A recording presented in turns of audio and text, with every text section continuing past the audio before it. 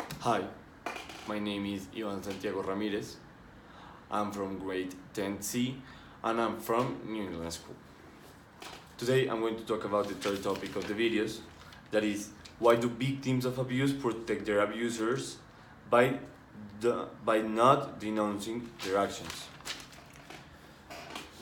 We need to start this presentation declaring that this varies in each type of person, because the abuses present in different cases are not the same.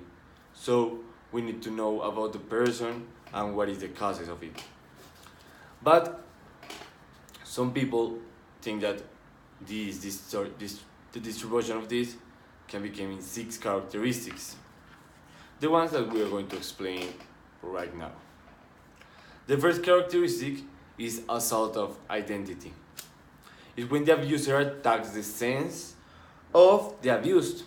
So in this case, the victim are going to feel like disoriented, it will feel like confused, and it will doubt about everything.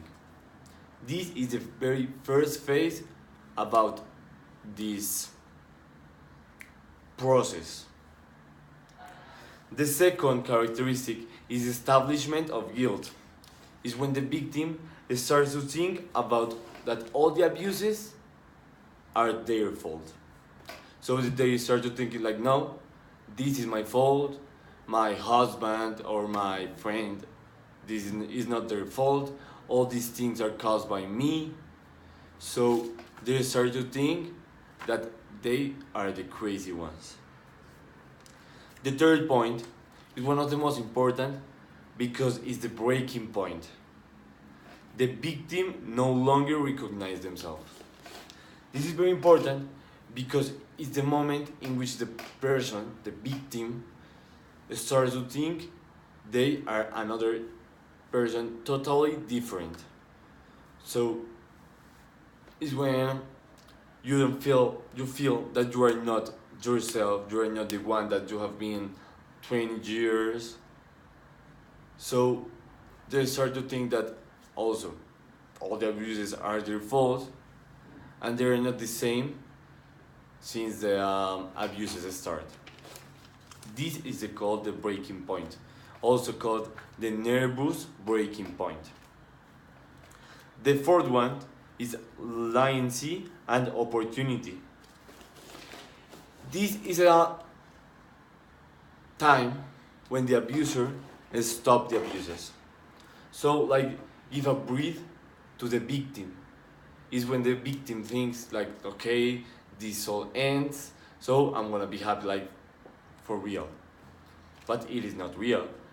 It is only that the abuser thinks that he wants to stop, he need to stop, but actually he don't want to stop. The first characteristic is compulsion to confess. Obviously, the victim will be like grateful because of the time the abuse, between abuse and manipulation. But in this case, this time I will explain is not for real. So in this case, the victim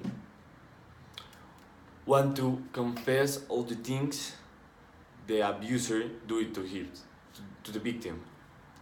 But he don't do it because of what? Because of fear. Because he's not like comfortable. Yes, he feel bad about this. But the victim are not going to do anything. And the final step, the sixth step, is the releasing of guilt, the logical disruption. This is when the victim come to believe that all themselves are not bad. They start to think that the things he do, the abuser do, they're not bad. They're only like things of couples, of something like that. But actually it's not real. And ends like in suicides, in disruption of couples.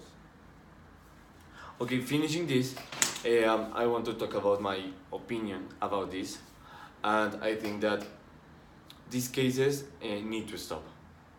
Why? Because a person don't deserve to be treated like this, or think all these things that I'm explaining. That okay, I'm the crazy one, and my husband is good, but actually is not.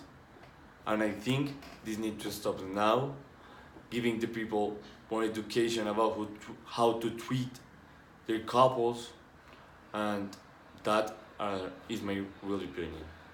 And about my grade, I think I deserve between 85 and 90, because I think I will investigate about this topic, and I found very interesting things, and I present it too good.